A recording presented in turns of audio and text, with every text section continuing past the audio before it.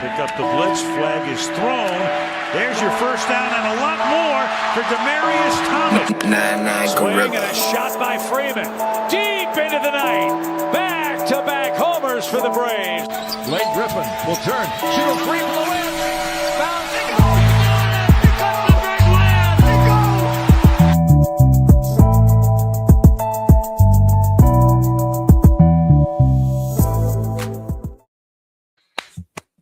go. All right. Good evening. It's Friday night. You know what that means. It's time for the number one sports podcast in the world. It's time for sports for you. Live on YouTube. John, Mark's on the way. Got a special guest chilling in the VIP right now. It's my brother Ill Will, No Rules. You'll hear from him in a little bit. You know what I'm saying? But we live right now. On your TV screens, your mobile devices, laptops and desktops on YouTube and X. So hit that subscribe button, that like, share, comment button. So we here on a Friday night, penultimate night of the NBA season. Only one more game left after the night. Sunday's the last day of the season. We're getting ready for the playoffs. We're going to talk a little bit about some of the play-in tournament, some of these injuries down. Get the thoughts about this 65-game rule that could be costing some of these players some really big awards. Have some news, some NFL news to talk about. Seeing like WNBA players, as soon as they got the deal done, now everyone's getting their bag. So happy for them. But right now, get you updated a little bit what's going on in the National Basketball Association here as we're on game 81 ahead of game 82 on Sunday. So let's get the standings. And right now, the Minnesota Timberwolves are up 47-44 on the Rockets. And this game is very crucial because this could be the determination of who can get the 4 or the 5 seed between the Rockets and the Lakers. Right now, if the Lakers win out, they get the 4 seed. But if the Lakers win and the Rockets lost between either tonight or Sunday, then the Lakers can get the 4. So us Laker fans are really rooting for the Timberwolves right now to get this done so we can possibly see the Lakers have home court in the playoffs. So I'm looking at the standings right now, as you see on the screen. Obviously, the Oklahoma City Thunder are officially clinched the best record in the league.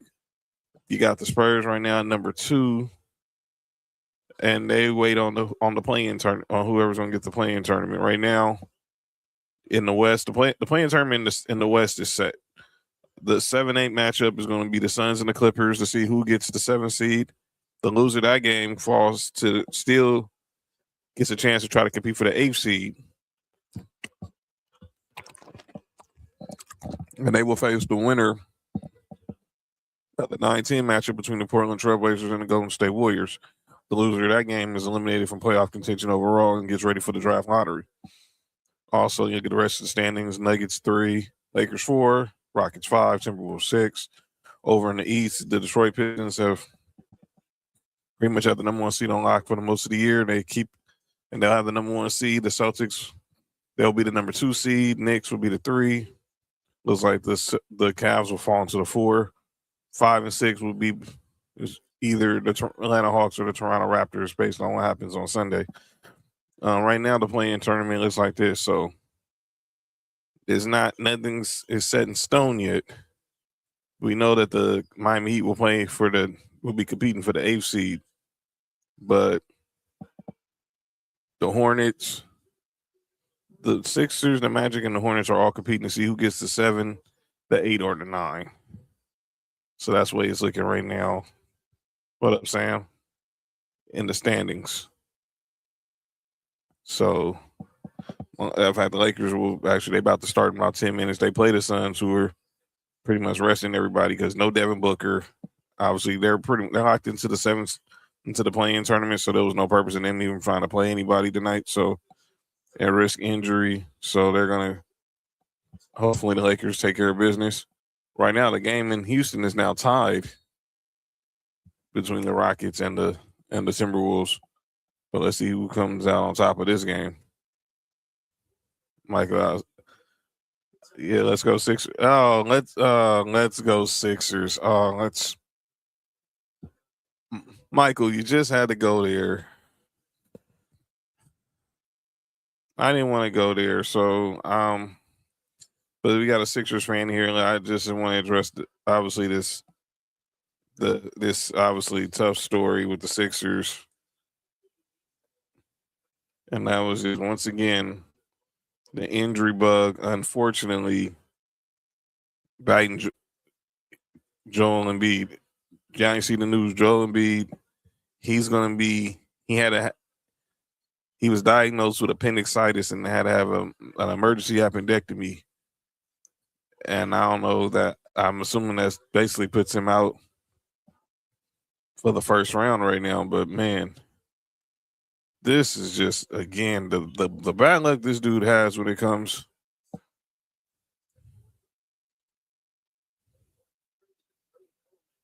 Is just man. It's just sad with Joel Embiid. I have a list here of all the injuries Joel Embiid has suffered, especially around playoff time. He has like the worst luck when it comes to the playoffs. 2018, orbital fracture and concussion. 2019, illness, knee tendonitis. 2020, that was when they was in the bubble. 2021, torn meniscus. 2022, orbital fracture again and a torn thumb ligament. 2023, knee sprain. 24, Bell's palsy. 25, they didn't make the playoffs. And then last year, and then this year now, he gets diagnosed with appendicitis a week before the playoffs start. This dude just has the worst, and I mean the worst luck. I can't even explain it. How this keeps happening to one of the most talented players in the league. What up, Christy? Hey, what's going on, Laker girl? Sam, yeah, I like our chances. I like our. I said it the other day, Sam. I like our chances against Houston only. I don't know about it. I don't know about dead fall. Well, we're not gonna fall to the 6 because that's gonna be Minnesota. But I like our chances with Houston in the 4 or 5 matchup. And I kind of liked our chances with Minnesota if we would have still got the 3, but obviously the injuries took place there, and that's why we're not there. So he's out for the season, probably. Yeah, it's just a string of bad luck with Joel and with Joel Embiid. You really can't make this up with him. He's just he did everything right. He came back from the injury, and now he's down again. And like I said, a lot of these injuries they're fluke injuries. They're not happening in the game. Some of them are happening off the court. Just prime example. He didn't wake up. He didn't go to the practice facility and get appendicitis. It happened, and it's a tough break because the Sixers were starting to cook with Paul George coming back from suspension. Tyrese Maxey's had an all-star year. VJ Edgecombe, who's been their rookie sensation out of Baylor, he's had a good year, but it's just it's tough when obviously your top players keep having these injuries around the wrong time of the year, and obviously it sounds like they want to really turn the team over to Tyrese Maxey and Edgecombe, but you need Joel Embiid. Joel Embiid is one of the best big men in the game, and he can make a difference. But best ability, always learn, is availability. And right now, he's not available. He's not available, unfortunately. So hopefully he'll get healthy, and maybe one day he'll be able.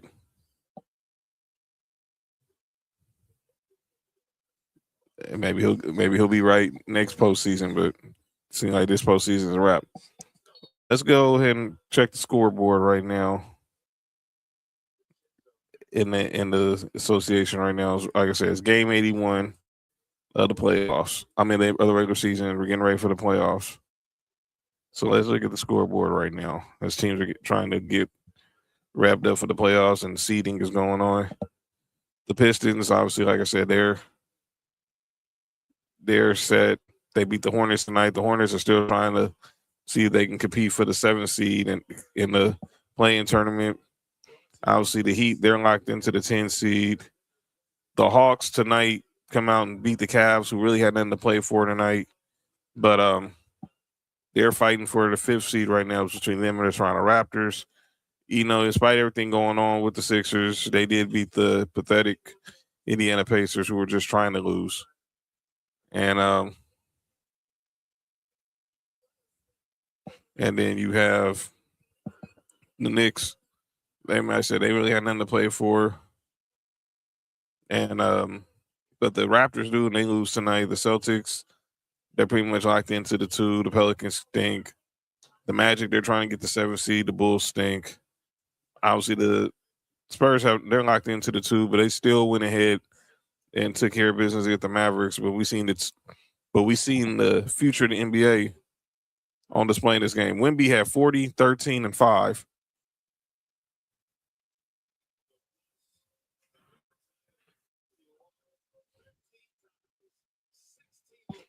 40, 13, and 5. And you had Cooper Flag, who had 33, 6, and 5.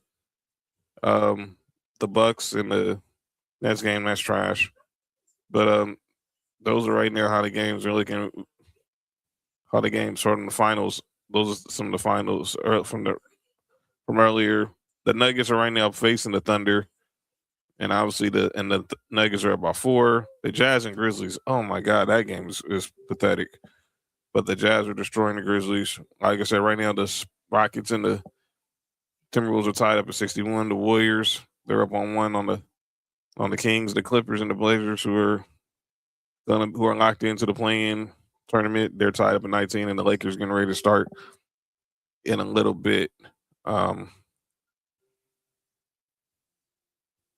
that's the way it looks right now. So we got a new feature here on the show, and I want to say shout out to StreamYard for updating for doing a lot of updates on their software. And a lot of talk has been about this 65 game rule. And obviously, certain players will probably be, unfortunately, costing them spots on All NBA, MVP,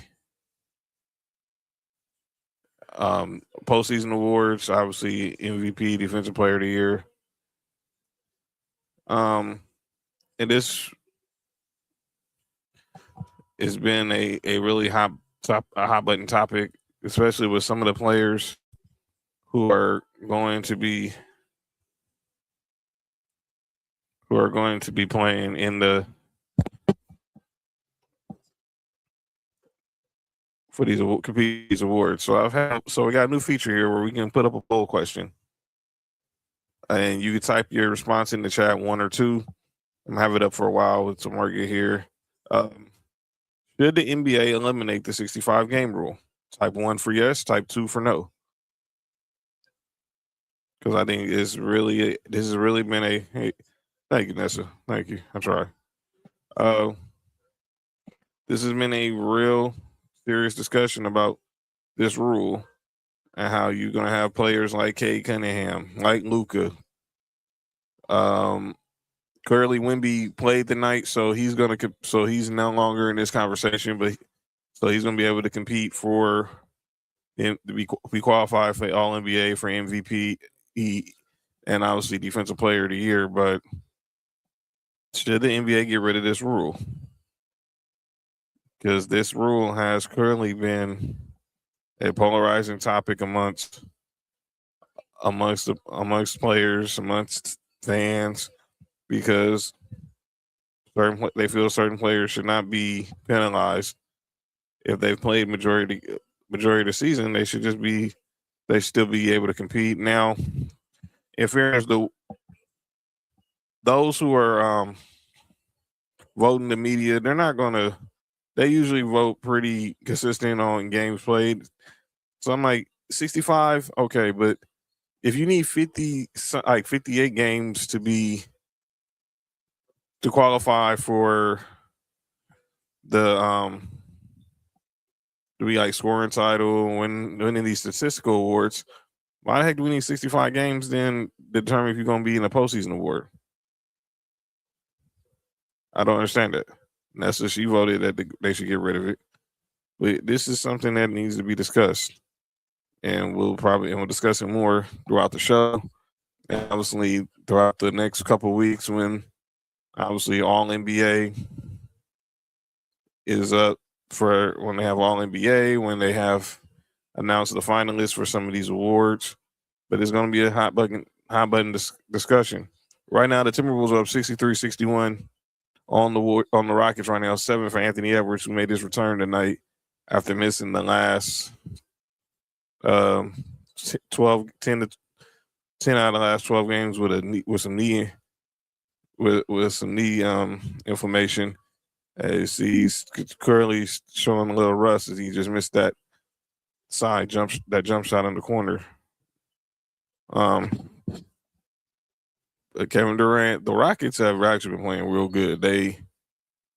I still think the Lakers can get them, but I feel they have hit their stride at the right time. This is why they brought in Kevin Durant, because they had a good team last year, but they just didn't have someone that can probably help them get over the top when it comes to winning postseason games down the stretch in the clutch. But clearly,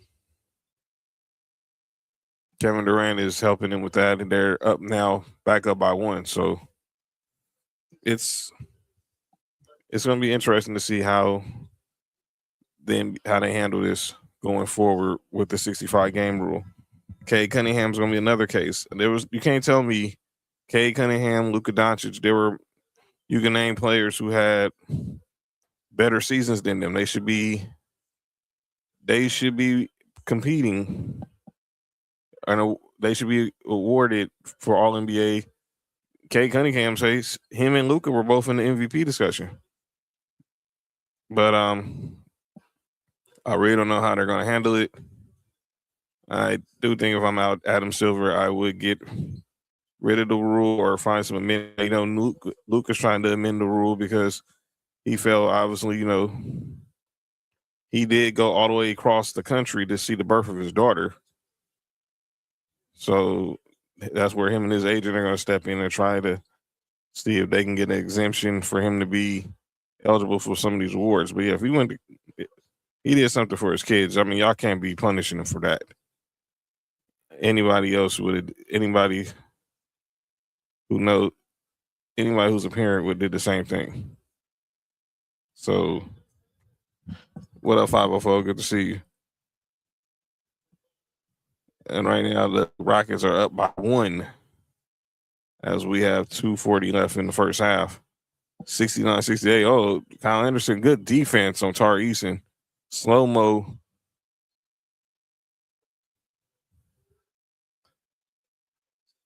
So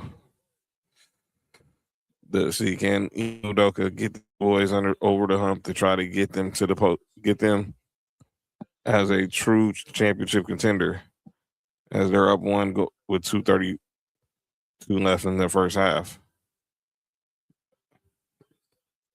So the Rockets have the ball, and I still feel that this is. I really didn't understand. Okay, I'm gonna say this.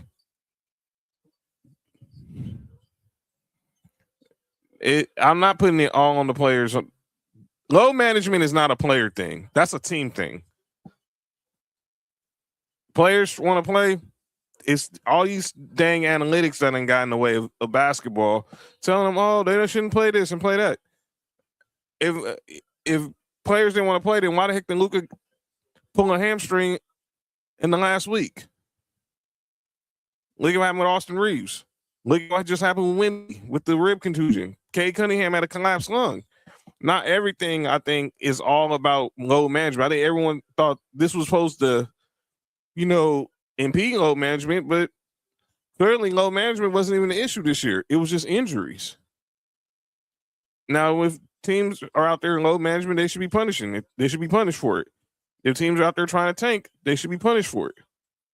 We also saw what happened the other night in the Kings Warriors game where you had a player from the Kings do an intentional foul on Steph Curry because obviously they're trying to tank so they can keep their draft position. But no one talks about that.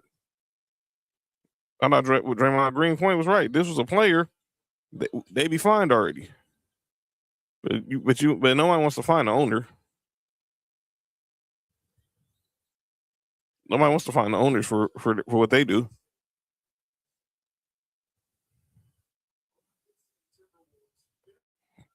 Do thing. Look, I know what load management was meant to. What load management has done to the game is not good, but I think this had nothing to do with load management. I think this was just a bad string of luck. And let me say this: the rule has worked because players are playing their games, and most players do. We haven't had an MVP playing less than 60 games since Bill Walton in like the 70s. So I think everyone went to the load management thing saying that this is all because of load management. No, this was had nothing to do with that. I think analytics had a bigger problem in why a lot of these injuries happen. Why a lot of these players are missing games. I don't think players just say that they wake up one more and say I didn't want to play. You don't see LeBron load managing. He wants to play. But as he got older, he can't play back-to-backs. And that's another thing people wonder. Why don't they get rid of back-to-backs? They're not going to because they don't know how to replace that revenue.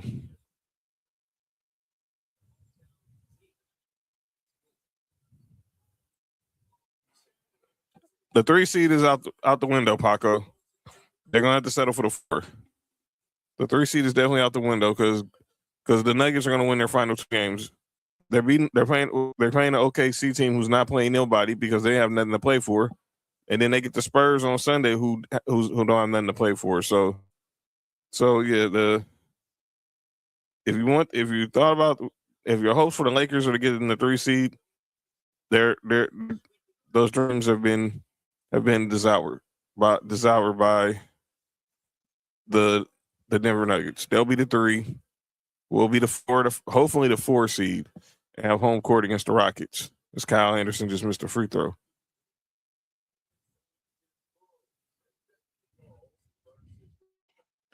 Be with the 4th too, but I mean, just get in the dance. Obviously, no Luka, no Austin Reeves. The Lakers will have an uphill battle to climb in the postseason, but I still think they can get it. I still think they can beat the Rockets. To be honest, I'm just saying it. I think this is the best matchup for them. I think the Rockets in Minnesota would have been perfect. If they would have fell to the 6th seed and played the Nuggets, they would have gotten 1 game. On the injuries, it's bad luck. Austin Reeves got misdiagnosed. It was he got a bad MR, he got a bad scan, and going to find out he had a serious injury. With Luka, it was just bad luck. He pulled a hamstring. So that's what I say. I don't think the injuries were bad. I mean, now personally, should they have been out there when you're down by almost 40 points? Absolutely not. That's one of the games you just put it. You just got JJ has to learn. No matter how much crying you can get back into the game, some games are just over before they start. And the Thunder Laker game was over before it started. Don't even start what happened on Tuesday with no LeBron, no Luka, or Austin Reeves. That was the Lakers fielded the G League team on Tuesday. But when LeBron was playing last night, they got the W.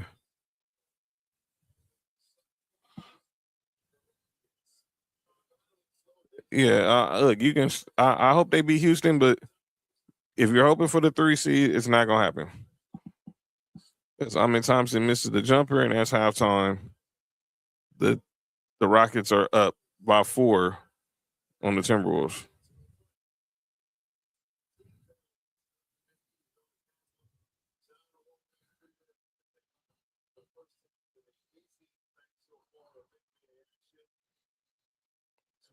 Yo, this story with Mike Vrabel and Daniel Senior is crazy. If I heard this story, and I don't really get too much into gossip and stuff, but it's kind of sports related.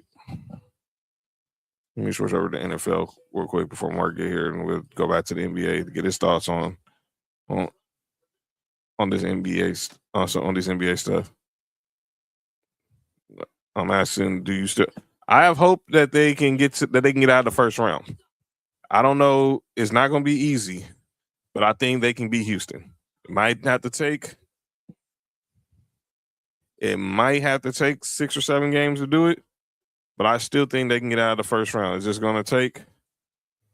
It's just going to take a little bit of luck on our side for it to happen. But I do think they can get out of the first round if they can just go unscathed this final 2 games. Don't have no more injuries. That's Mark. Yeah, so and Mark's gonna be here in a second.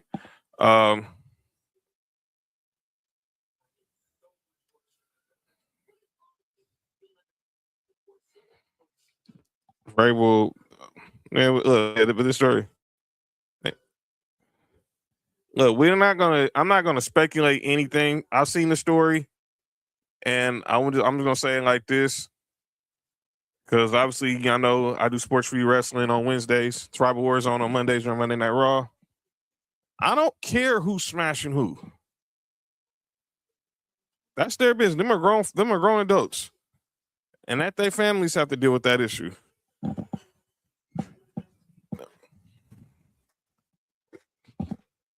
They let their families deal with that. So, but real quick, like, so because I just saw the alert from ESPN said the Athletic is reinvestigating the story. So those who don't know the story, Diana Orsini, who's a reporter for the Athletic, she used to be an NFL insider for the Athletic. She getting her cheeks clapped. Yo, you good? And now we all know who Mike Vrabel is, the coach of the AFC champion. The one who clapping her cheeks. Yo, Mark, you all right, man? Oh, my bad. There these pictures of them that have circulated, and obviously they've both been in denial. And like I said, I'm just gonna say this: as far as with Diana Orsini and Mike Vrabel, that's their bit. That's between them and their families. If they're doing it, if they're having a relationship, yeah, Taco, what up? If they're in a relationship, that family's going to have to deal with that. Sam said, Diana Taurasi. I mean, I haven't seen that anywhere, Sam.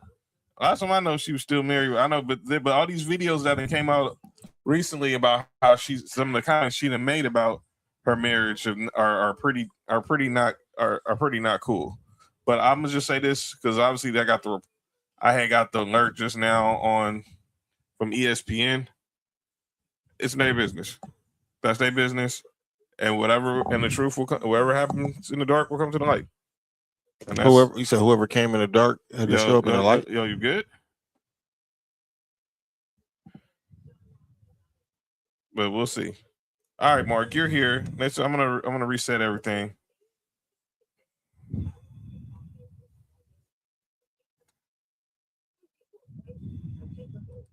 Yeah, I'm not talking about it.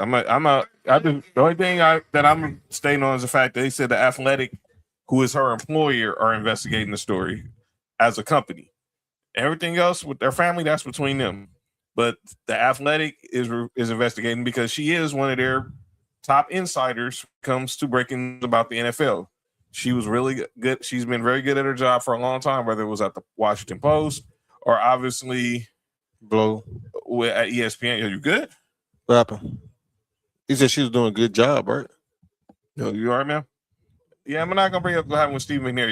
Y'all saw the untold on that, and I still think some of that was a little bit not told. They didn't tell the whole story on that either on the Netflix part, but the podcast will tell you the real deal. All right, Mark, I'm gonna go back to the NBA now that you're here. Obviously, it's the penultimate week before the NBA season. I want to get your thoughts on some of these NBA stories we're gonna talk about. So let's go ahead and discuss right now with the standings right now. So this is the way the bracket is looking right now. OKC is going to be the one in the OKC and the Spurs are going to have the top 2 spots in the West. And then hold on. What the hell is that? Dog, turn the light on or something. Man, my mom's walking in to be oh, you good? I was like, you sure you was good. All right, cool. All right. Here's the deal. So here's the standings right now. And that is Thunder 1, Spurs 2. The Nuggets will be 3 right now. And barring a miracle from these last 2 games, they'll be the 3. The question is who will be the 4 or the 5 between the Lakers and the Rockets. Right now, the Rockets are up at 4 by halftime. Minnesota, the Lakers are about to start with the Suns, who are not playing anybody because clearly they're already in the play-in tournament, so they have no purpose to play anybody. And the Timberwolves will be locked in at the 6. So the play-in tournament is set in the West. Suns, Clippers, Blazers, Warriors. Let's go there because we'll talk about that more on Tuesday after the official bracket is set. But who you got coming out of the play-in tournament? Clippers and is Steph playing?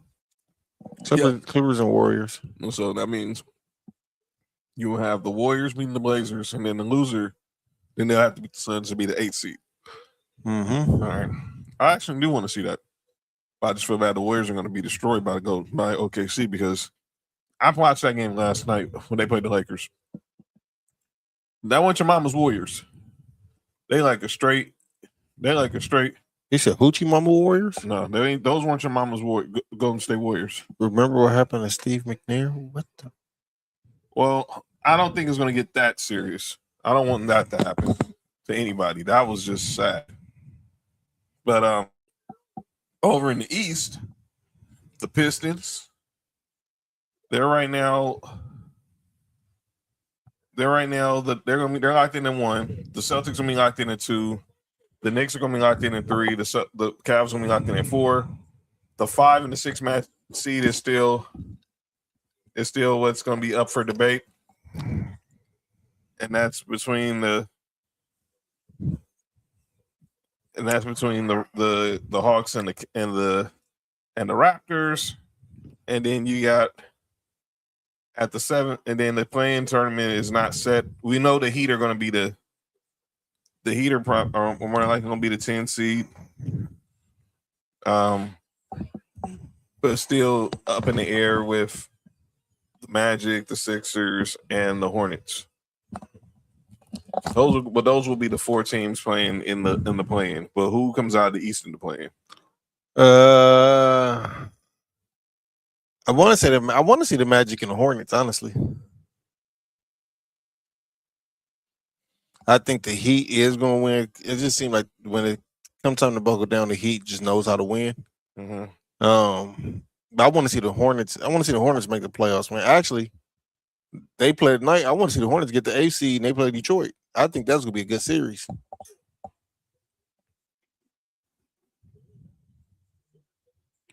I cannot wait. We'll know the series. We'll know that by Sunday, but I think it's going to be the Magic and the Hornets. Hungry as shit. Are going to be the play-in tournaments in the play-in tournament. But yeah, we talk about the play-in tournament. Oh, looking at this, Mark. Got some more bad. It was just sometimes bad luck. Bad luck just follows them all the time, and that's why I can say with Joel Embiid, bad luck just follows Joel Embiid wherever he goes.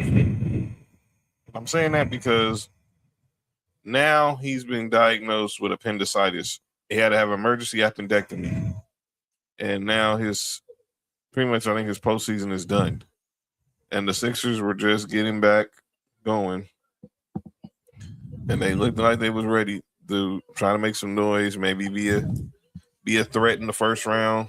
But they get this news, and Joel Embiid has to have an emergency appendectomy. Again, it's not none of his fault. It just some dudes just have bad luck when it comes to injuries. And Joel Embiid is one of them. Man. And this ain't even an injury. This is just he just had a bad. You woke up with a bad. His appendix just went bad. I want to say this, man, and I it's messed up because I think it's falling on Joel Embiid, but I think this is 76er karma From the process. Mm-hmm. Let that be a note. Tanking never prospers, ladies and gentlemen. I think that, but they took tanking to a whole nother level. They was tanking for like 7 years, dog. They was the trust the process, Sam Hinkie, and all that crap. Yeah. I just think I think this is karma, bad karma coming back for him, man. And it sucks that it's happened to Joel Embiid. Well, that's why. Well, what's his nickname? What?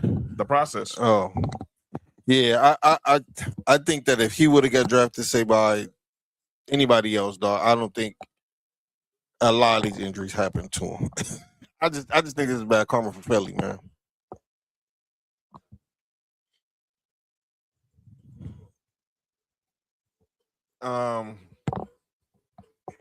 Here's the deal. It's bad, and like I said, I can hear you on the karma part because Joel Embiid didn't ask for none of this at all. But man, you want to talk about a string of bad luck? Look at these injuries, Mark, since 2018: orbital fracture and a concussion, illness, knee tendonitis. 2020, it was in the bubble. 2021, torn meniscus. 2022, he had an orbital fracture again and a torn thumb ligament. 23, a knee sprain. 24, he had Bell's palsy. They didn't make the playoffs last year. And then now he gets appendicitis the week before the playoffs. Yeah.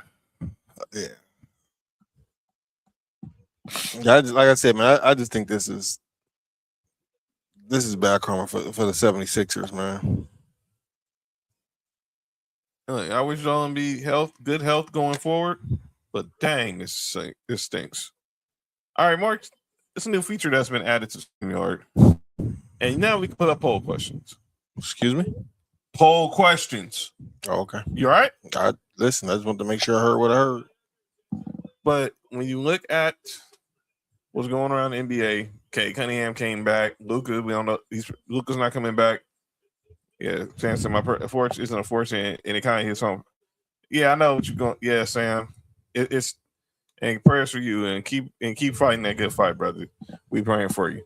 But the poll questions I put up is regarding the 65 game rule, and obviously, Cade Cunningham might miss all NBA and MVP votes.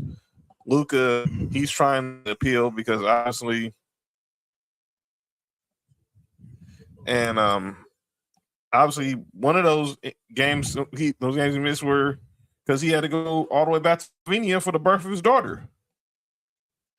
Mm-hmm. Then you have Wemby played tonight, so clearly he's not going to miss any more games. Hopefully. Well, he doesn't. It don't matter now. He's eligible for awards. Oh, okay. So he played tonight. Matter of fact, he put up 30, 13, and 5 against the Dallas Mavericks, and Cooper Flag responded with 33. Jeez. But yeah, it's so much for a rib contusion. But yeah, the question I've asked, and Nessa voted yes. Should the NBA get rid of the 65 game rule? Absolutely yes. Because I can't see. And they should do it now too, like before the season's over with. Because imagine having an All NBA team. You have no Luka, no Jokic. You know what I'm saying? This is crazy. You cannot tell me. No Cade Cunningham. Yeah, you cannot. Anthony Edwards is already not eligible. You can't tell me there was 15 players in the league that had better years than Kay Cunningham and Luka Doncic. No, you cannot tell me that. You cannot tell me there was 15 players who had a better year than Jokic, who led the NBA in rebounds and assists as a center. Make that make sense. You cannot tell me that. Yeah, they need to get rid of that immediately, like right now. I know this was supposed to be a way to try to circumvent load management and all that stuff, but it wasn't low. This is clearly not load management. This is clearly injuries.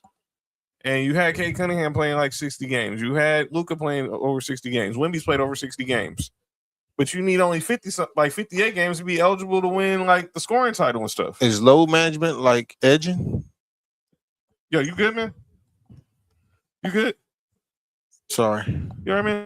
That's my bad. That was unfortunate and uncalled for and unnecessary.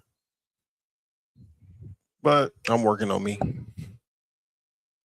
But yeah, they need to fix that ASAP. And because I don't want to see that. I don't want to see players who earned the right to be rewarded as some of the best not get their just due because of a stupid stipulation in their in this collective bargaining agreement. It makes no sense.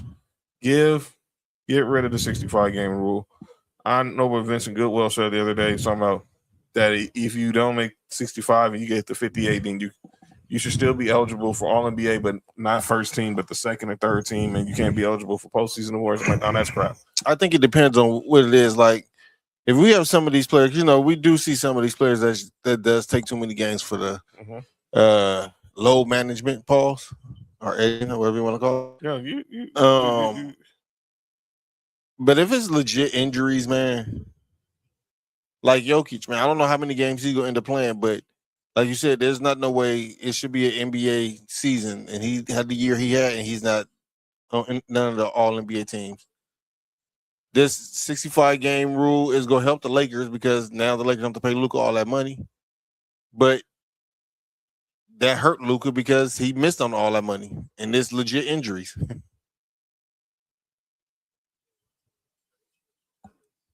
Yeah, they need to fix that. And fix it soon, please. But yeah, I agree that they should get rid of the rule because this is most years who's going to be All NBA and it's not going to be close. But now this year is one of those years where it needs to be. We about to have like. Nope, I'm not saying nobody. We're gonna have some unexpected players on the All NBA teams this year. I agree, and I don't think it's fair. If I don't see Kay Cunningham, Luka Doncic, and Nikola Jokic on the first team, I think that needs to be researched. That really needs to be researched. Speaking of NBA teams, how about the WNBA? So now they get the CBA done, and everybody's getting their millions now. So you saw today. Bunch of players getting these $1 million super maxes. I saw Chelsea Gray, Kelsey Mitchell, Jackie Young, even Brittany Griner. Just now, they're getting 7-figure deals right now. I want to find some of these deals that Brittany Griner got a 7-figure deal. Yeah, I just saw she just signed a deal with the Connecticut's. A 1-year deal with the Connecticut Sun. Yeah, she's finalizing. Wait, Brittany Griner? Yes. So she not with Atlanta no more? No, she is finalizing a 7-figure deal with the Connecticut Sun. Shit. By the way, which means next year. What up, Joe? Hope you're feeling better. Which means she'll be in Houston next year because the Connecticut Sun are moving to Houston. Kelsey Mitchell, she got a 1-year, $1.4 million deal. I want to know how much Asia Wilson got. She hasn't got paid yet. Arike Ngumwale, she's signing a 7-figure deal to stay with the Dallas Wings. Like I said, a lot of these deals. I said Chelsea Gray just signed a 3-year, multi-million-dollar deal. So yeah, and shout out to Nneka Ogwumike, who's the president of the WNBA Players Association. She's coming back to the Sparks, so probably at the end of she's about near the end of her career. She's probably getting ready to retire. Retire a Spark. Yeah. So, but yeah, that's yours. Yes, me. Yeah, so shout out to all these women who got their bags today, and obviously all eyes are gonna be on what happens with Asia Wilson. Just go ahead. I don't even know what's taking that so long. Mark Davis, don't screw this up.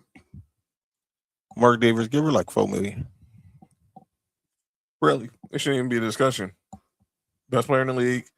She's the face By of the, far. face of the league. She's clearly, by the way, she just saw her in a commercial for that new movie out about Italy. Her and Bam Adebayo did a commercial about that movie, basically for that movie. So shout out in the movie, or she just did a commercial for it? She did a commercial for it. Oh, okay. Yeah, she did a commercial. Her and Bam Adebayo just did a commercial for it. But yeah, congratulations to all the ladies who got who getting their money now, and hope this is the start of something new. Like I said, we're not going to hear too long because obviously we're getting ready for the playoffs next week, and we'll be definitely talking about that more on Tuesday. Because that way next week only one show. Because once again, I'll be on the road. I'll be back in Vegas next week. So yeah, Mania week. Yeah, the boys coming back to Sin City. Yeah, and it's going to be, so make sure y'all follow me. But got some other news in the NFL as we go to NFL. Oh, this shirt? Hold on, Mark. Sorry, my bad, Mark. Oh, this back-to-back world champion Dodgers t-shirt? That shirt, I know. Yeah. Shout out to my man Golden Javi, aka Golden Knight, for the shirt. Yeah, Fab Four Mania is taking over Vegas. You know what I'm saying? Yeah. Shout out to the back-to-back champion. Dodgers are right now playing the Texas Rangers. I haven't checked the score, but go get the W. We took 5 out of 6 on the road. We didn't get the sweep in Toronto, but we took 2 out of 3. So beggars can't be choosers. Got some NFL news to talk about. We're 2 weeks away from the draft. As y'all know, we're getting ready for our NFL draft show in 2 weeks. 2 from Thursday, from yesterday. Oh, did Will talk to you? Yeah, we just got confirmed. Okay. Just confirmed that. So yeah, it's gonna be a fun night that night. April 23rd, Sports for You draft show going down for night 1 of the NFL draft. We're gonna have some special guests in the building. It's gonna be CCN. It's gonna be the family. It has to put like that. Inglewood, not those. Well, Inglewood will be in the house. Inglewood will be in the house. Inglewood will be in the house. I don't know about the other part, but Inglewood will be in the house. Shout out to Inglewood, Jared. Let's get some breaking news today. So obviously, the Bills traded for Dexter Lawrence. Oh, by the way, speaking of your Bills, I know I'll be in WrestleMania next week. I'm going to the SiriusXM Busted Open Radio party. Excuse me? Busted Open Radio. I'm gonna say them words separately. Wait, you going to a show that tells you to bust it open? No, that's the. All right, dude, we're not gonna do this. No. John, you got to explain it because I don't know what Busted Open.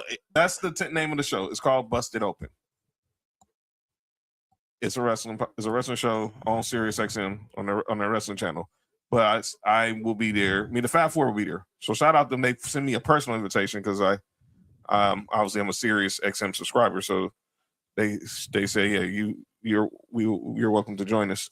And yeah, I confirmed today, and the boy will be in the building. But I did see some of the guests who are going to be there, and one is going to be one of your boys. Your boy Deion Dawkins will be one of the guests on the panel. So I'll tell him you said what's up from the Buffalo Bills. So shout out to Deion Dawkins, and as long as he don't bust it open, that's crazy. No, I want to see no dude bust it open at all, ever. But yeah, dude. Yeah, dude. Hey, he back here tripping, ain't he? I'm tripping. You don't want to. You don't. I said I don't. Fam. Yeah. We ain't for to start this on a Friday. I said anyway. It was just wild. See, like no rules in the house. Is just everything. Just no rules in the building. You heard? But thinking of, there are going to be rules for Travis Hunter next season. And let me get my man Ill Will. Get here in the studio, bro. Oh, man, we gotta talk about this one. Ill Will's gonna come in here in the studio because I want to get your thoughts on this because you're a former athlete. What's up with it, dog? You know what I'm talking about? Grab the chair right there. Grab the headset right there. And I'll let y'all talk. I'll let y'all start this, but I want to get your thoughts on it. And I'm gonna go close up the house right quick.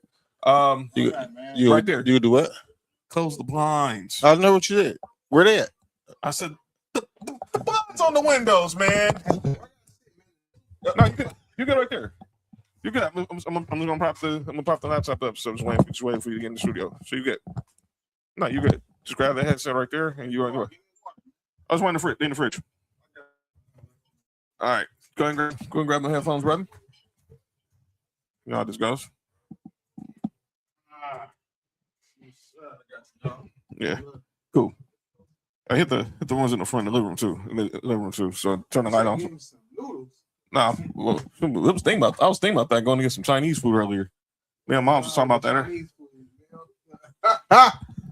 Go ahead, Mike. Go ahead and talk, Will. All right, where we at, man? You got me? Good, got you. How you like it sound? It sound good? What am I hearing? The music? Well, can you hear how you sound? How you like how your voice sound? I can't hear me. Oh, let me turn it up a little bit. Yo. Hold on. Yeah, I can't. All I hear is music. Okay, hold on. Okay, hold on. Yeah, can't hear me at all. Look at that. All right, turn it up. Go ahead. It's just music turning up. Okay, let me turn it up. Let me turn it down there.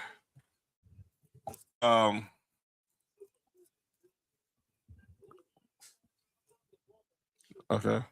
Go ahead, Will. Go ahead. Yo, nope. You can't hear I just hear music. All right, but here's a question I want to ask. I hear it. It was coming in right now. There you go. Oh, a little what? No, you got it. Oh, it went away. Yo. It might be the wires, John, because it's going. Whatever you're doing right there is going in and out. Yeah, that's the wire I'm trying to get it. So I'm trying to get it right. All right, I'm trying to get it right. I will get it right. But there you go. Oh, shit went away. See. The shit got a shortage. Yeah, bitch. I was saying, okay, Will, they say they can hear you. They can? Yeah. All right, here's the question. So, Will, you were for those who know, Will played high school football. And obviously, I'm gonna ask you this: what position did you play in high school? Receiver. Did you ever play on the other side of the field? When I was a sophomore, I played safety. Okay, so this is good for like a game or two. Okay, so you didn't do it full time. Nah. All right, and that's obviously been the story with Travis Hunter. So we all know about Travis Hunter when he got drafted last year. The former Heisman Trophy winner, of course, was going to be a two-way player, trying to be a two-way player. So we know he missed the last half of the season due to a LCL injury in his knee. During the owners meetings, league meetings, his head coach Liam Cohen did speak and said, "What up, Candace?" That starting next year, he's going to be a full-time cornerback, part-time wide receiver. So I'm gonna ask you guys this. I'm gonna start with you, Will. If you were Travis Hunter, do you think? First of all, do you like this move by Liam Cohen saying, "Okay, we're not gonna treat you like you're a gimmick player. We're gonna keep your focus on one side of the field, but if we need you on the other side of the field, we'll call you for some packages." Yeah, right. I feel like it was coming. That I'm assuming he's the best at corner, so that's why they chose to have him be a full-time corner. I saw something that said they'll have some packages for him at receiver if need be. Right. So I feel like they just chose the best position that he's the position that he's the best at. And then at the end of the day, we ain't never seen no NFL star go both ways full time. Yeah. We never like Deion didn't do it full time. Charles Woodson didn't do it full time. I think the most we probably seen was probably like back in the day, like if niggas remember like Mel Gray. Mel Gray had like he had it full time for like maybe like 4 years, and then it kind of died out and he became just more of a special teams player. So who's Jacksonville receivers? I know Brian Thomas. Is Brian Thomas him? I forgot they had other receivers. Do they have like decent to good receivers? I don't think they like. I mean, obviously Brian Thomas is good. He's good, but I think they got their receivers are pretty are average. And but even without him, Trevor Lawrence they were still getting points in that offense. I feel like what I seen from him last year, he looked really good once he focused on offense. I'm not sure what their cornerback situation looked like. I'm not too much into Jacksonville. I think Jacksonville might have put him where they needed him more. I think that's where a lot of people feel. Yeah, instead of, you know what I'm saying? Because I'm not saying he was a bad corner, but once he started playing just focusing on receiver, he started looking better. You know what I'm saying? Routes became more crispier. You start seeing the development of it. Hey, didn't Charles Woodson say that he felt like he was a better receiver? I thought he said he was going to be he was going to end up being a corner, full-time corner. I could be wrong. I thought he said corner. He might have said it. I think most people really feel like he would be a better corner. And I know to play corner, it takes it's a different skill level to play corner. So if you're even decent to good, you know what I'm saying, as you above where most people are. But like I said, once I seen him at receiver and I just started looking at him playing receiver, I said he got a future at receiver. I'm looking at Travis Hunter's we got Travis Hunter's numbers from last year. So he only had 28 receptions, 293 yards, 8 yards, 1 touchdown. And then he only had like 11 tackles, 4 for loss. Let me go back to his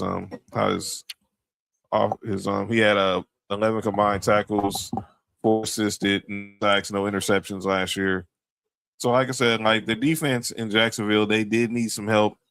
And I think maybe like Mark was saying, that's where Liam Cohen decided, okay, we need to make that the prime priority for him. But obviously, because remember, Patrick Peterson tried to do this a few years ago, but clearly he was always known as a cornerback. It's tough in the NFL, man. It's tough to go both ways, man. That's a lot of wear and tear on your body, man. A lot of wear and tear on your body. And even in college, I mean, we thought about Chris. What up? What, Chris? When you think about college, he won the Heisman doing this, but that's in college where you're pretty much a more superior athlete than most of the players in the league. I mean, in college, but when you get to NFL, where's the grown man's game? You're not athleticism is not gonna. Dog, it's not going to get you everywhere. You got DNs that can be just as athletic as you are as a and corner. Fast. And fast. That's what I'm saying. This niggas is 7 feet running 4 threes. It's 300 pounds. 370. These dudes out here doing crazy stuff, man. Hey. You got 800-pound Negroes running 4 or 5. Yeah, no, but that's what I'm saying. When you in college. And you know, we'll speak to this even if it's in a different sport. If you a pro level athlete in college, you pretty much are like a man amongst, like you level up. You know what I'm saying? Yeah, you are. It shows. It shows. And even that don't even mean that you're gonna be successful when you reach the pros. When you get to the pros, yeah. Right, yeah. But that's what I'm saying. Like that's why I think for him, and I'm specifically speak just for him because there's been other college players. Even in college, that you have to be top athletes to do both ways. Charles Woodson, you know what I'm saying? Yeah. I remember even Champ was trying to do it for a little bit. Dog. Yeah. You have to be like one of them special players. Yeah. I think Travis Hunter can actually play both ways, but like I said, dog, it's taxing on your body at the NFL level, man. Dog, it's like they said, it's like a car accident every play, dog. You know what I'm saying? Maybe they feel like the corner he could be the most successful at. I mean, because honestly, like you said, you saw him. Looking at this, he looked good at receiver. I also, my bad, Will. I also feel like the top, if he reached the top cornerback, it's not gonna be as paid as the top receiver is. Oh, of course, right. So right. I think that again, long run, I think Jacksonville's looking out for Jacksonville, not so much Travis Hunter. He's talking about, but he still can get paid as a corner though. Yeah, but you max out higher. Yeah, but that's just the nature of the NFL. That's what I'm saying. I think that's why they put him there. So, like, let's just say at best case scenario, he's top 5 corner in the league. When it's time for him to get his contract. Mm-hmm. If he's top 5 receiver in the league, you paying him a lot more at receiver than you will be at corner. But let me ask y'all this though, like, and that's what I'm about to say. You saw him. Mm-hmm. I mean, everybody know I'm a little bit biased when it comes to receivers. Mm-hmm. Even from what I saw in college, he's for sure an athlete. He's an athlete for sure. That's why I'm gonna ask y'all, and you said you saw him. John read the stats. It said, what did he say, John? He had 28 catches. 28 catches, about 298 yards. He also got hurt, right? Touchdown. Yeah, he missed the but final. he also wasn't playing full time at receiver, even to start off the season. Did he get hurt at receiver or did he get hurt on playing corner? Well, it was in practice they discovered he got hurt. So we don't know if it was what he was practice. He was dealing with a knee injury, and then they found out he had a sprained LCL. So they set him. They shut him down just for precautionary reasons. So, I'm gonna say this based on what I saw him in college. Like, to me, there's a difference when you're an athletic guy playing receiver that's just pulling out to say the skill position, but the skill position we choosing is receiver. Right. It's a difference when you're just athletic playing it versus, and I'm not saying he don't know how to play it, but when you're using wide receiver techniques versus athleticism. What I saw in college, I didn't see him at all in the pros playing receiver. But what I saw, and he balled, but what I saw in college, I was like, he's an athletic guy. And then on top of being an athletic guy, I'm like, I looked at his size, and I'm like, for him to be the X, I'm like, that dude don't got, he didn't have no weight. Yeah. It don't get me wrong. Like, see, NFL different, man. You know, like, I think, we all know they give you pounds. Like, Travis Hunter looked like he really probably only like 165, 170. Mm-hmm. You know what I mean? And unless there's only one person in his career I feel like started to go down, but his first couple years in the league. Let me ask y'all this: do y'all think at receiver Travis Hunter was better than Deshaun Jackson? And that's a little guy. No. And that's what I'm saying. Deshaun Jackson was. Well, no. I'm gonna say this, and I'm gonna say this. I think Deshaun Jackson focused on receiver from jump before Travis Hunter, way before Travis Hunter. So right. That's what I'm saying. He was. But when I say he started to look better, is I've seen him in OTAs. Travis Hunter, dog. When he was running like ends. He's rounding the routes. It's not crisp. It's not, what I'm saying. You can see where it has to get better at. And I'm talking to you about receiver because that's towards the end. Well, before he got hurt, when you start seeing him even in games, even when they wasn't throwing the ball, you seeing the routes get. I'm not saying it was the best of routes. It's getting better. You can see him improve, and that's why I said, like, if you just let him focus on it, I can see him getting better. I mean, he's definitely athletic enough to do it. But I think naturally, like, they probably would be a better corner. But like I said, dog, I think if you give him a chance to develop at receiver, I can see him being up to a number 2 at his peak. You know what I'm saying? I mean, I ain't arguing with you. Yeah. I mean, because I will say that he is the athleticism I seen. He definitely can get it. I think he fits the new protege of these corners now. Yeah. If you look at them, like, they lanky, they skinny. Yeah. Like, you know what I'm saying? So it's like, all right. And like I said, I thought, I could be wrong, John. You probably got to find it.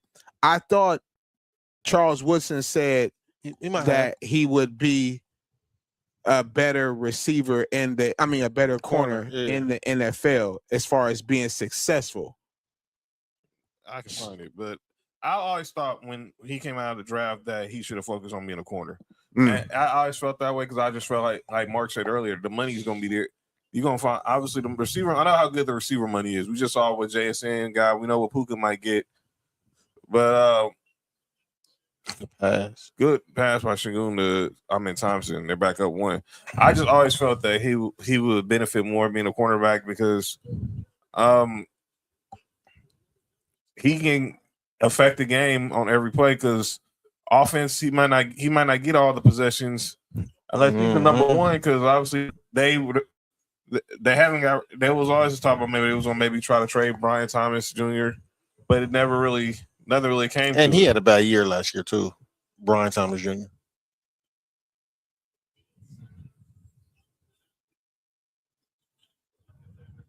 So by the way, I actually did have it. He was on John Gruden's podcast. I'll play it in a second. So Who is that? Charles Woodson. He was on John Gruden's podcast when he was talking about Travis Hunter. So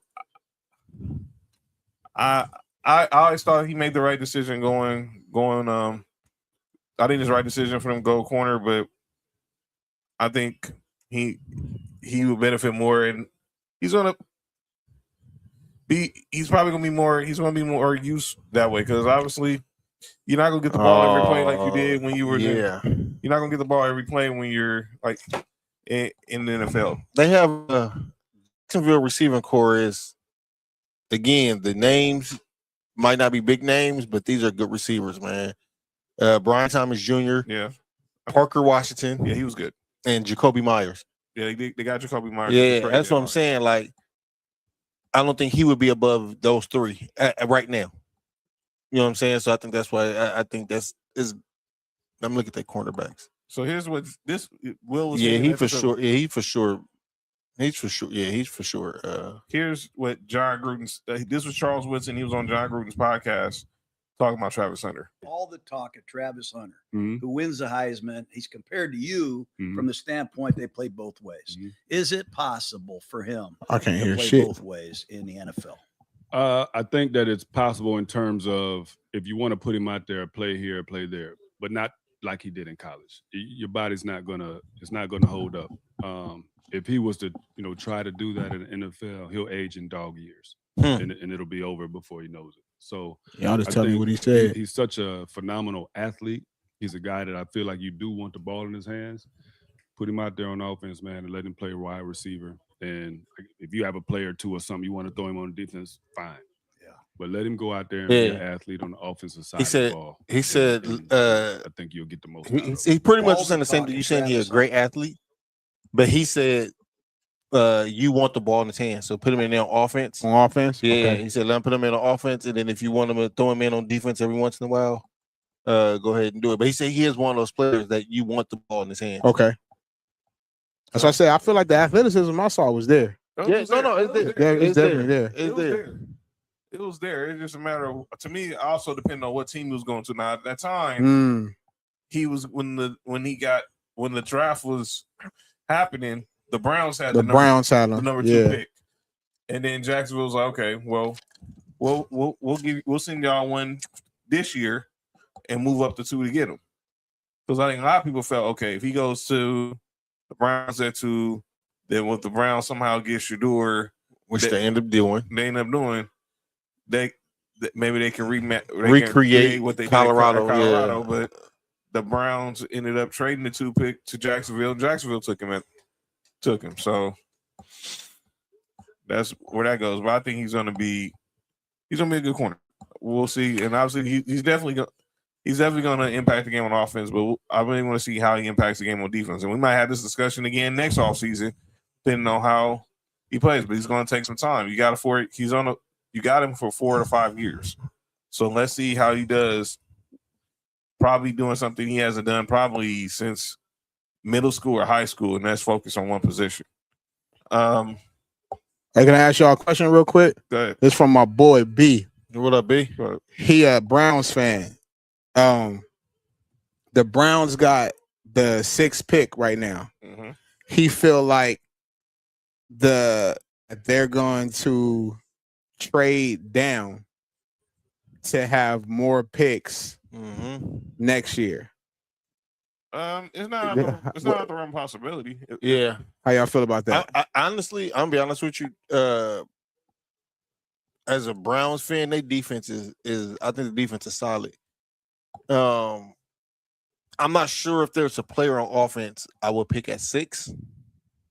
They That's gonna change. need a tackle. That's gonna alter.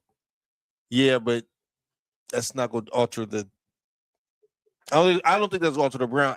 I think next year's draft is more stacked. Receiver, though, this year. They need a receiver. You taking what receivers? What will be the At 6. What will be the first receiver coming out? It's not Mekhi Lemon. That dude from USC. Yeah, that's the dude from USC. What about the other dude? Jordan Tyson. He's going to be very polarizing because his medical is going to determine where he's drafted. It's another guy too, though, right? Cornell Ohio State. He's probably going to. He's the other receiver. Are you taking him at 6?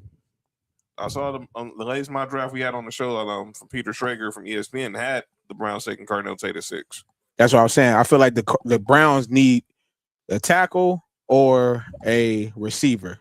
I'm not mad at that. But with the picks that they have, they can get both. It's just it just depends on. Do they have 1 pick this year in the first round or 2? They have 2. They got 2. They have their pick and they have Jacksonville's pick. Yep, that's what I was saying. No. Oh yeah, no. That's why I was like trade down from the 6th pick. I would keep it. No, they have their pick. They get the Jaguars I would pick, keep and they it. get But the like I Jaguars said, I pick. know next year's draft. What they saying right now is They talking about the loaded draft. I saw something yesterday that said that next year draft is supposed to be the greatest quarterback draft. Yeah, we'll see. I'm not doing that. And Yeah, I'm not doing that. I mean, they do that every year. Sometimes when they do that sometimes drafts hit, sometimes miss. But it all depends on how these dudes play. We got to see how Arch. The last good quarterback draft was what Josh Allen Lamar draft 2018. Yeah. Mm-hmm. Where you had we got 3. We got now you look at it 4 successful. 2 MVPs, 4 Pro Bowlers, and 1 Super Bowl champion now because Sam Darnold. Yeah, and the one who everybody had was number 1 is not even in the league no more.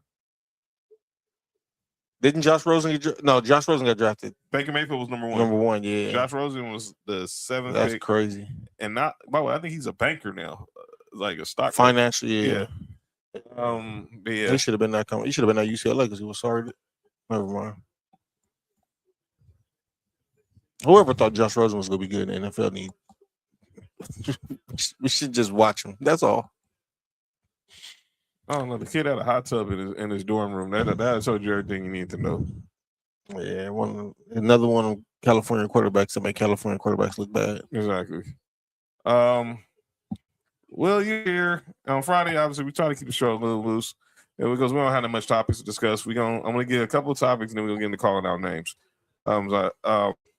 So we're working on me, Morgan, Nick, and Cody. We're working on something for the future, and we're demoing it here as we're talking about certain debates.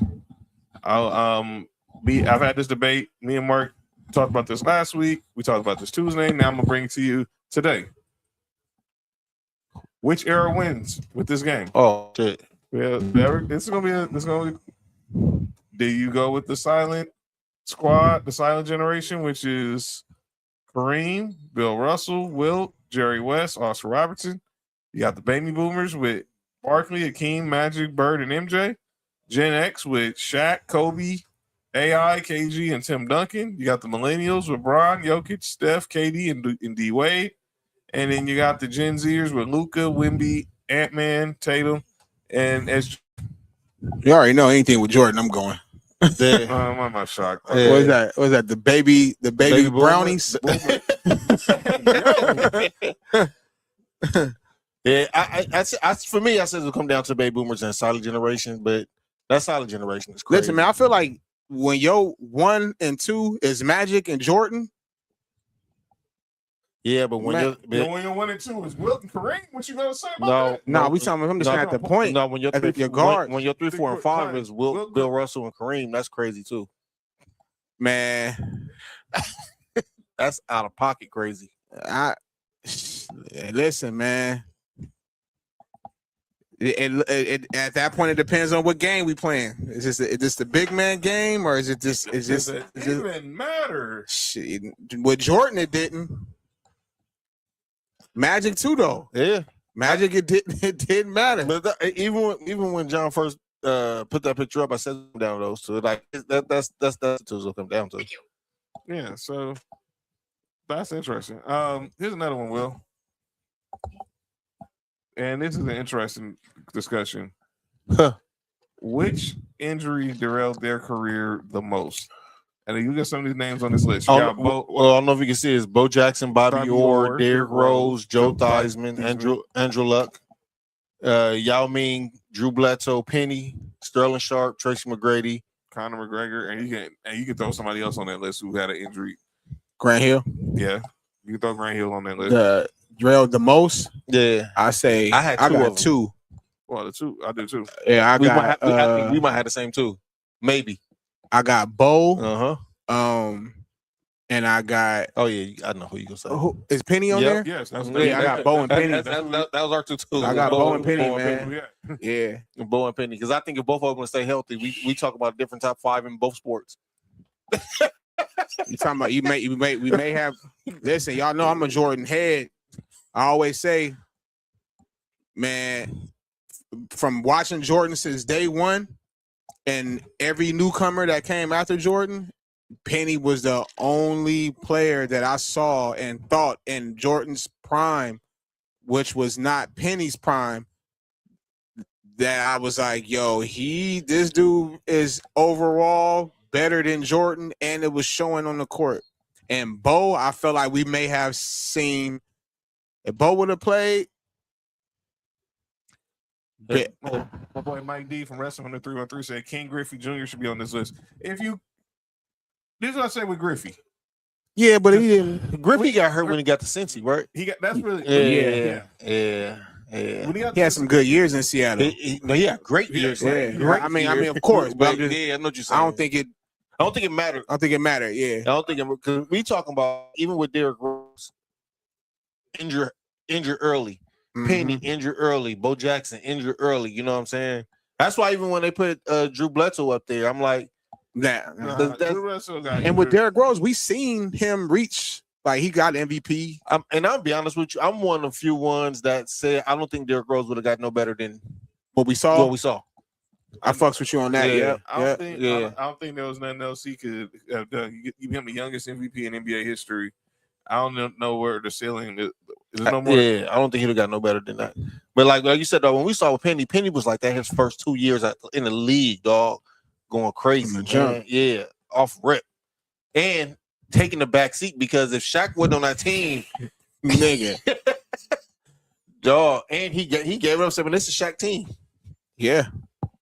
Penny, I feel like Penny never wanted to be not saying he didn't want to be the man, but he didn't have that attitude like, hey, I'm the man. I'm just playing. He was an introvert. That was basically the whole premise behind the Little Penny commercials, because that was the alter ego. Alter ego, yeah. That was basically why Penny wasn't out there talkative. He wouldn't. But when he got on the court, he knew what time it is. But I also think if you'd have forced Penny into that number 1 spot, we might have seen a different.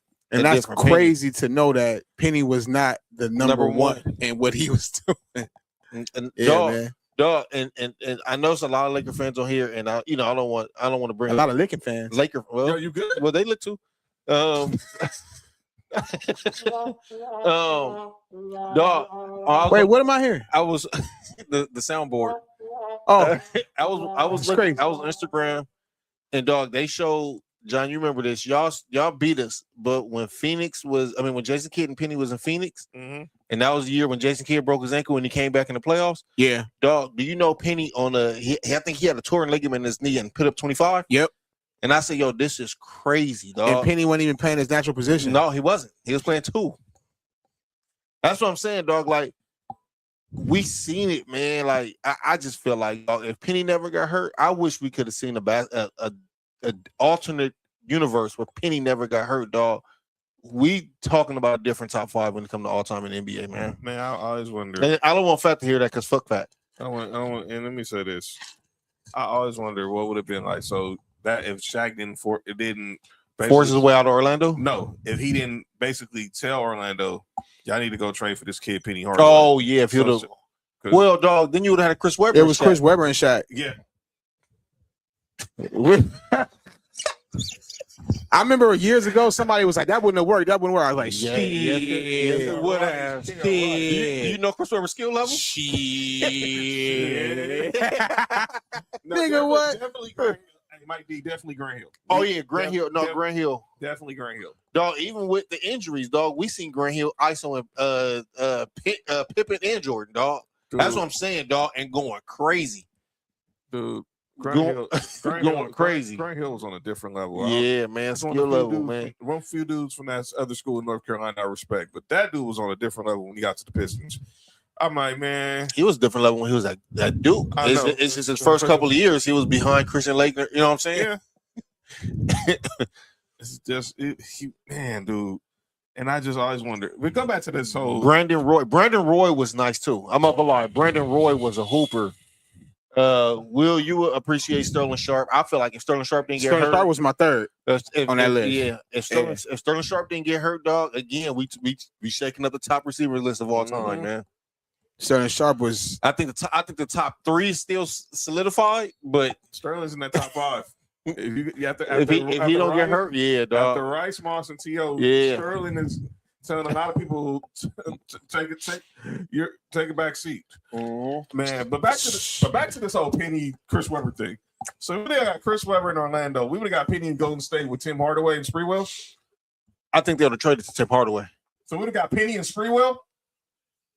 See, and that's the thing where I think we would have saw. I think we was. Sprewell wasn't there yet. Yes, he was. Yes, he was. He was already there. He got drafted in the year before. Yeah, he got drafted in '92. Penny got drafted in '93. Yep. Shit.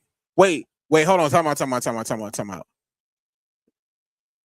Joe Smith would have been on that team too, right? Yeah, Joe Smith got drafted in '95. I don't know if Joe Smith was number 1 pick, right? I don't think that had position. I don't know if they would been in a position to have number 1 pick. Number 1 pick. Yeah. I don't know if they would have been that bad. But I would like to see. But we know it would have been Penny and Sprewell. Penny and Sprewell, Billy Owens. Billy Owens was nice. Billy Owens was good too. That squad. Yeah. Oh my God. Yeah. Chris Gatling was a 5 on that squad, right? Yeah. Yeah. Chris Gatling. He's a defensive guy. Chris Gatling. But I said again, Chris Mullen was on that team still, right? Yes. Hey, man. Mark, you don't know the story, but I tell the Mark all the time. You know, Run TMC had the chance to get Patrick Ewing. I heard about that, man. No, that's not the one that be having me. No, I ain't going there. I'm not doing that. What? I be wanting to stop the show when I be hearing one of these trades. What? Who? You know the infamous '84. Well, what should have happened? What could have happened in the '84 draft? Jordan? You talking about Jordan going to Portland? No. Jordan was going to go to Houston. Oh, to Houston with Elijah Wan. They was going to trade Ralph Sampson in the third. The Bulls were going to trade the 3rd pick for Ralph Sampson. They would have won right away and continue winning. Yeah, and didn't stop winning. They wouldn't stop. They would have been winning now. They would have been winning now. Jordan, Akeem. Shit, man. Yeah, it didn't matter who else you put on that team, man. It wouldn't even matter. They wouldn't have been sorry enough to get Kenny Smith. They would have probably had. You had Scott Brooks and Matt Bowler. There's Scott Brooks, Matt Bowler. Matt Bowler had a jumper though. Yeah, and that'd have been perfect for that team. Exactly. That'd have been perfect for that team. Mario Elie wasn't bad. Yeah, they wouldn't have been able to draft Robert Horry because they would have been too good. Didn't really matter. But it didn't really matter. But it would have been. We would have saw Penny and Sprewell. Moms. I'm sorry. Oh, nah, it's me. You want me? It's me. Nah, it's me. Nah. Yeah. So.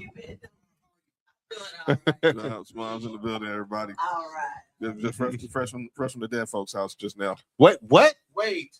What'd you just say, John? It was fresh from the dead folks' house. Am I on? All right. Yeah, we had him up there moving dead bodies. John, you been moving dead bodies, man. I had to move 3. John, that's illegal, man. Yo, this dude is the legal one is at a funeral at a funeral home. This nigga John really the Undertaker, man. Which one? Shut up, Mark. The real one. I was moving. I had to move from the garage to the inside because the garage is hot. Oh, I've been saying this all week, man. John, I don't want no problems, man. Praise God. I hear you. What up, Steve? But yeah, that's She, what up with it? But yeah, that's an interesting. I had to ask Will about that one because if we have one about receivers, dog, that'd be interesting for Will, man. Because how I get with point guards, and you know how I get with point guards and quarterbacks. Yeah, That's how we'll get with receivers. What's the question we asking? No, I'm saying if you have one of those, like, Oh, don't worry, don't worry, I'm gonna find one. And we're gonna be right there, and we're gonna talk about it. But yeah, here's another one I want to ask you. We talked about the other day, Will, and I thought this list was blasphemy. They had the top 10 post players. So look at this list. So Bob Pettit, George Mikan, Jokic, Karl Malone, Tim Duncan, Bill Russell, Kareem 4, Wilt 3, Akeem 2, Shaq 1. Russell, I want to know, as much as I hate Boston, why is Kevin McHale on this list? Kevin McHale post game was crazy. I just want to know why Kareem not won. When it comes to post players, and he had the most unstoppable shot in NBA history. I think that are they going by dominance? Or are they going by being skilled in the post? I think I got mine too. I'm ready, I man. think it's a combination. We of doing both. a podcast out there. It's a combination of both. Their dominance, but their skill set. That's what. Obviously they're going. When they're looking at Shaq For the dominance. is the dominance. And He's all skill, dominant. And he had a good. He has He had a skill set too. But we all know with Shaq, It was power. It was power and dominance. But when you look at a king, If we're going for skill, I think Akeem got to be number one. I'll go with Cap at 2, and then I'll go with Tim Duncan over Will. Yeah, because I'm just saying, man. Listen, Will Hold up. listen. First of all, man, don't get me started with Will. Dog, I think it was just I put Will in. Believe it or not, I know everybody say Will was an athlete. He can run, he can jump. Okay, cool.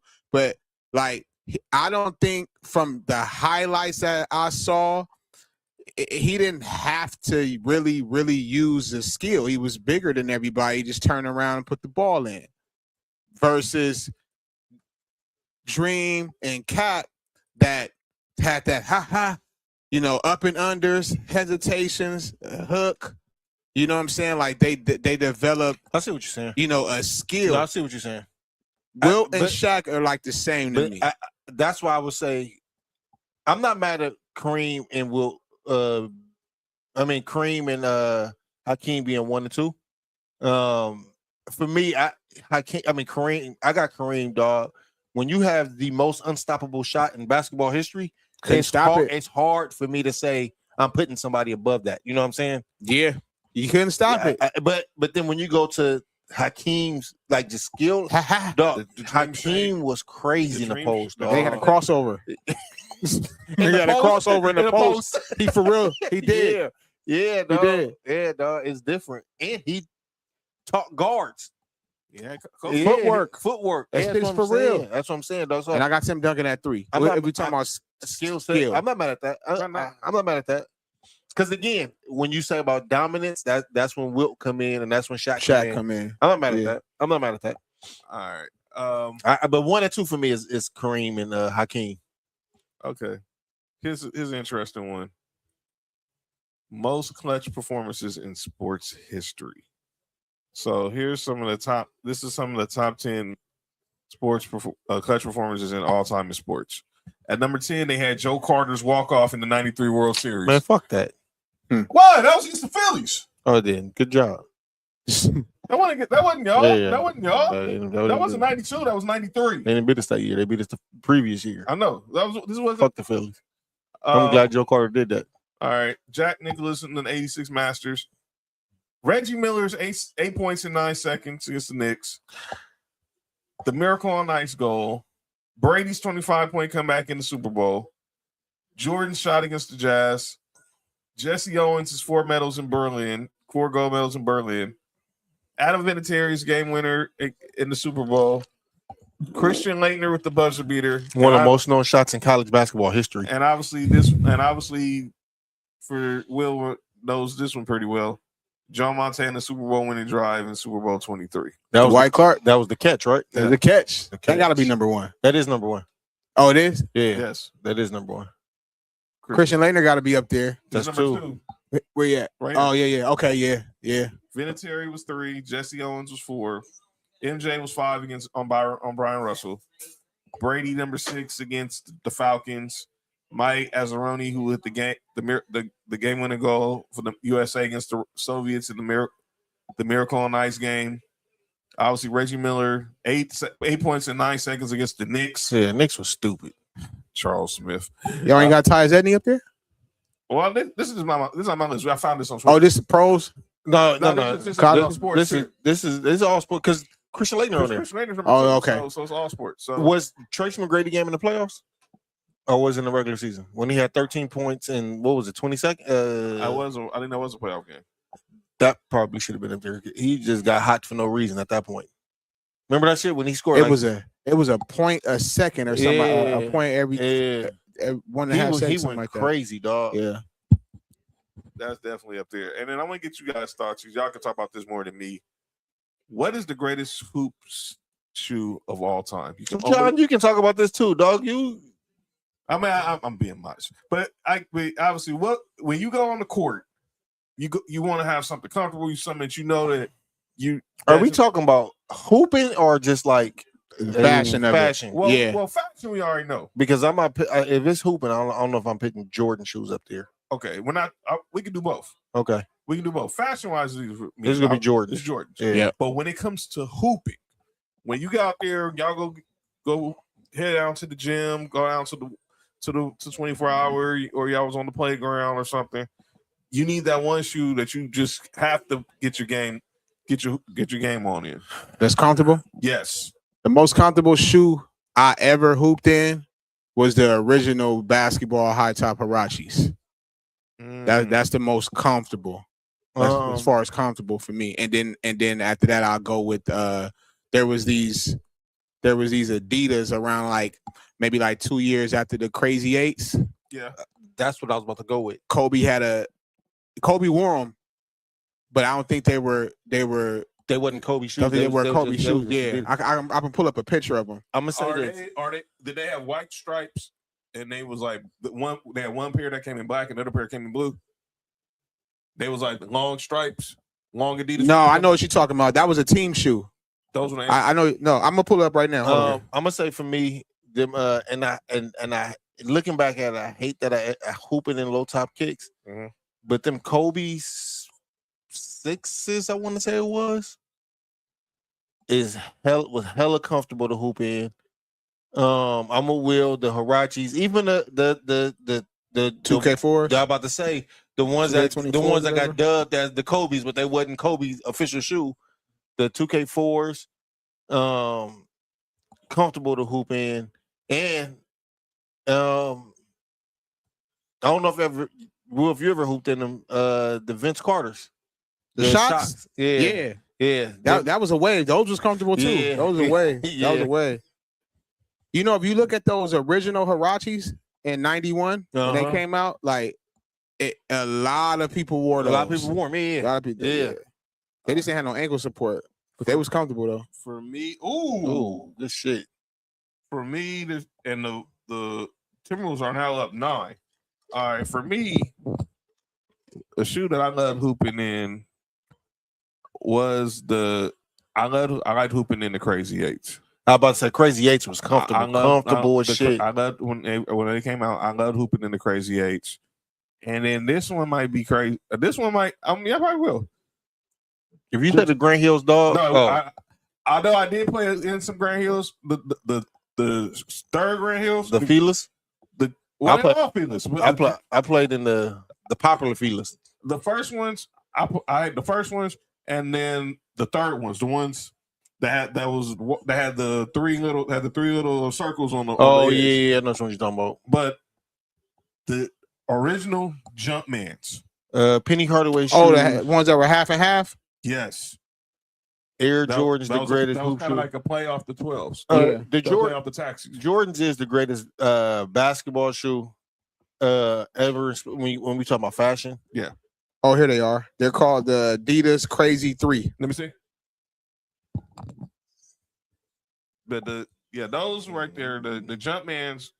Because to me, when I think of now the shoes that Jordan make, obviously they're more cross. Have you ever tried to hoop? Have you ever tried to hoop in the Jordans that they sell in stores? No. Right now? I never will. You talking back in the day? Yeah. It was heavy, man. Yes. It wasn't to me. It was heavy. 11s I killed then. They were comfortable. that might be the best Jordan shoe to hoop in. Now, I know Mhm. people who did that when it was in middle school. They hooped in the 11. Have you ever hooped in threes? Threes, I have. Threes, fours. I hate playing in the ones. Yeah. I didn't like playing the twos. The sixes I wasn't a fan of when I played in them. Like to me, I played in sixes. like to me, dog. Like once I started Oh, getting like I know these. Nines. nines. Once I started getting into like I know them. different Nike shoes, and I started feeling the difference in the. But I also felt a pair of Jordans that they're made for the players. It's it's a different shoe. Yeah, that's true. It's a different shoe. And now the way to make the Jordans now, they're real light. The as far as the 40s, like they're kind of like cross trainers now. They're basketball shoes, but you can pretty much cross train in them. And that's what the other Jordans we had growing up really didn't have. So, Hey, what you think about them Kyries? I hooped in. I know I'm saying which one. That's what I was asking you. Which one you think about? I like them. them. Yeah. They gave me a comfortable feel. Mm-hmm. That's probably the newest. The newest one. Hoop. Yep. Yeah.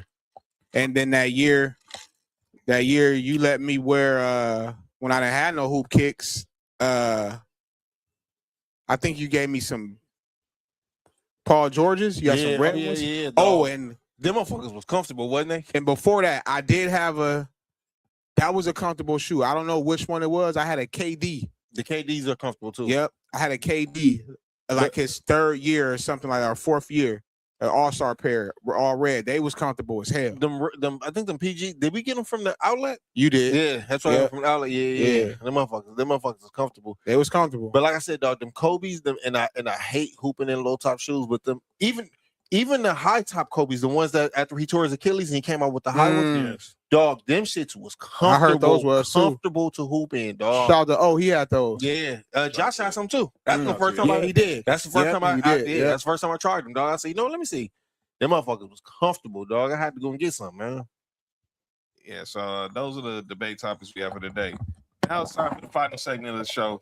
It's often imitated, it's never duplicated. Some people say stuff in the sports world that they get called out for, and we gotta call them out for them. And ladies and gentlemen, it's time for calling out names. All right, so I got calling out names, and then and that's Bill Simmons. It's two people in one. It's Bill Simmons and Tim Legler. So they had a discussion on the Bill Simmons podcast, and the discussion was about the Oklahoma City Thunder. So let me play this. This is Bill Simmons. Okay. This is Bill Simmons talking about him and Tim Legler. What the Thunder would like if they didn't have SGA. I think that's where I got it from. All right. So I want to play this one with you. I don't want to play this. Yeah. So here's my calling out. My calling out names is Bill Simmons and Tim Legler, and they're discussing how many wins would a Thunder. Oh my God, John! I'm glad you had this, dog. Yeah. I meant to send it to you earlier when I saw this. When I saw this, I had to find it. But here's Bill Simmons talking about and Tim Legler, how many wins the Thunder would have if they replaced SGA with Brandon Przemski. Specific at you. Brandon Przemski is now in the SGA spot and probably a little more AJ Mitchell. And everything else is the same. Jalen Williams still gets hurt. You have all the other guys. It's the exact same season, but I've replaced SGA. How many wins does OKC have? With everything else on there, Everything is exactly the same. I am just went replacing exactly as it did this season, Yes. including the lack of availability of Jalen Williams. Yes. Okay. How many games would they win? My goodness, this is a tough one. Yeah. So figure AJ Mitchell gets more of the SGA minutes in this Right. hypothetical world, and Brandon Przemski is probably off the bench. AJ Mitchell's probably starting. Man, oh man. 64-16 is the record right now. Mid 50s, I had upper 50s. 53-29. Okay, that's probably right. All right. So we Because-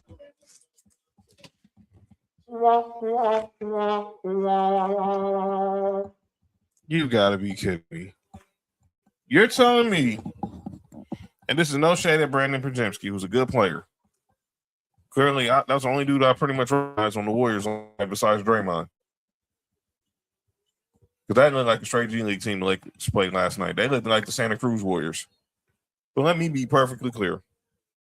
Do not tell me that if you take SGA off the Thunder and you put Brandon Pajemski in his spot at OKC, that they'll still win 50 games. You know what I got to say about that, Bill Simmons and Tim Legler, since y'all want to say this dumb crap? How about no? How about you ask me this? Well, if so you're telling me that if Brandon Pajemski's with Chad and J-Dub. It wasn't J-Dub. J-Dub was hurt a lot of the year. Right. It's like with Chad and J-Will and Lord, because obviously Isaiah Hartenstein was hurt for most of the year, that they're still winning 50 games. Yeah, okay. Let me ask you this. How much the Warriors win if they had SGA instead of Brandon Pajemski? Wait. They still got Steph too? Yes. You're tell me that Brandon Pajemski can still win 50 games with the Warriors with the Thunder. What the heck you think that the Warriors would do if they had SGA and then they're getting Steph Curry back? Win the championship? Get out of here, Bill.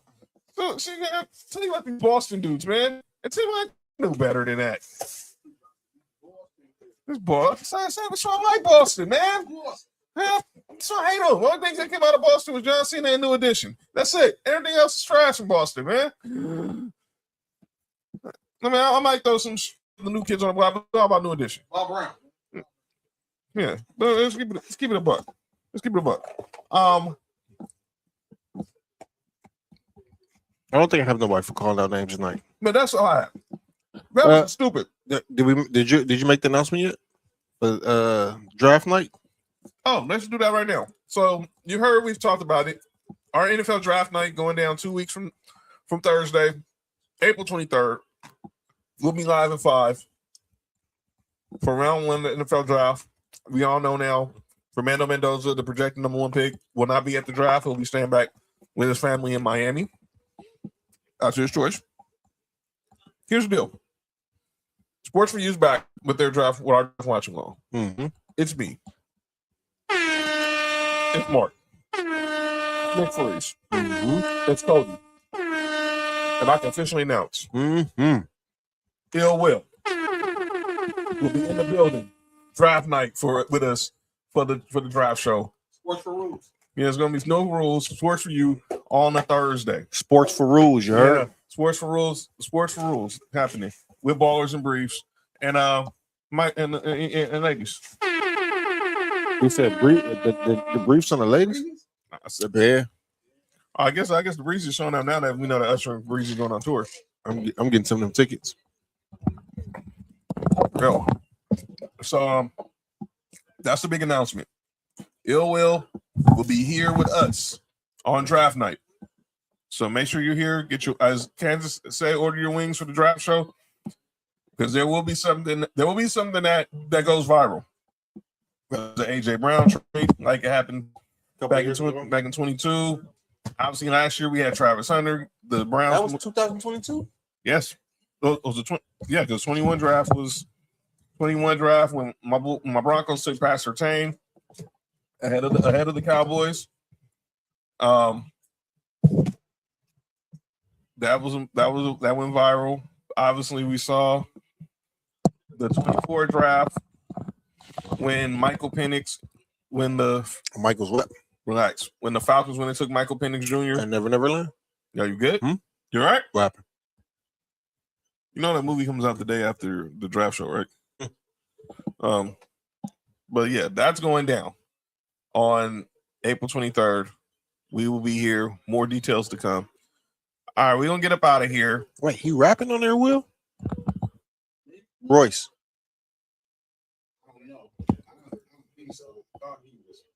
Oh, yeah, John, my bad. So yeah, we'll be here. But yeah, we'll get up out of here. Tuesday, we're back. The playoffs will be set. The play-in tournament will officially start. And it's only one show next week. As I said, I'll be heading out to Vegas by this time next Friday. I'll be in Vegas for WrestleMania weekend. There's gonna be a lot of dope content out there. I'll be at the Busted Open party by Sirius. Relax. See, wasn't just me. And just it's gonna be a good night. I'm coming to redeem myself on the parlays. Relax. I said I'm coming to redeem myself. Right after the Busted Open party. It's crazy.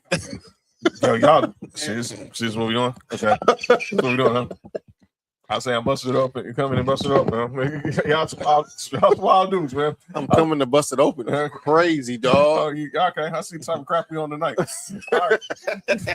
Y'all make sure y'all follow the rules and No Rules Podcast on Instagram. They was back last night. Missed episode. Go on the Instagram feed. Is there. Go ahead and like it, retweet it, and share it, and leave a comment or something. And be with them on Thursday night, 7:30, 8:30, 8 o'clock-ish time on Pacific every Thursday. From the No Rules studio. So we'll be here. Yeah, I'll be there probably that Saturday, Sam, but we'll see. But yeah, so we'll be back Tuesday. Myself, Mark, Nick, Cody, previewing the NBA playoffs. And that's gonna be it. Make sure you check out Tribal Wars on Monday with myself, with the rest of Fab Four. That's our final show before WrestleMania. And then I'm off to Vegas on Wednesday, and I'll be back. And then I'll be back because we got a busy week ahead of us for draft week. So next Tuesday, for only one show next week for the talk playoffs. The week after that will be our mock draft. The week of the draft. So that Tuesday we will do the mock draft. That Tuesday before the draft, we will do our annual Sports for You mock draft. Me versus Nick. Me, Nick, Mark, Cody. We're all gonna make picks for round one. And we'll see who comes the closest into getting most picks accurate. Oh yeah. Good luck with that, Sam, for real. If y'all don't know what's going on, Sam's a teacher for LA Unified School District here in our city. And they're going on strike on Tuesday. So we'll send some prayers off to all our teachers out there. I stand with the teachers. You heard. Take care of our teachers. Take care of our educators. Mm-hmm. They do. They're so unappreciated. Please. But we're gonna get up out of here. Enjoy the rest of your weekend. Enjoy your Saturday. Enjoy your Friday night. Your Saturday. Your Sunday. Get some head this weekend. And I'll see y'all. We'll see y'all on Tuesday. Shout out to Will for pulling up. He'll be back again for the draft show. And we finna be up out of here. The Minnesota Timberwolves have defeated the Houston Rockets. Are 6.3 seconds away from defeating Houston Rockets. So, and that means a lot because with that win, the Lakers are playing right now, right? The Lakers are right now who are playing the Phoenix Suns, who are sitting everybody because they are locked into this. They're locked into the play-in tournament, and that is a final. The Minnesota Timberwolves defeat the Houston Rockets 136-132. The Lakers are right now up 61-52 on the Phoenix Suns.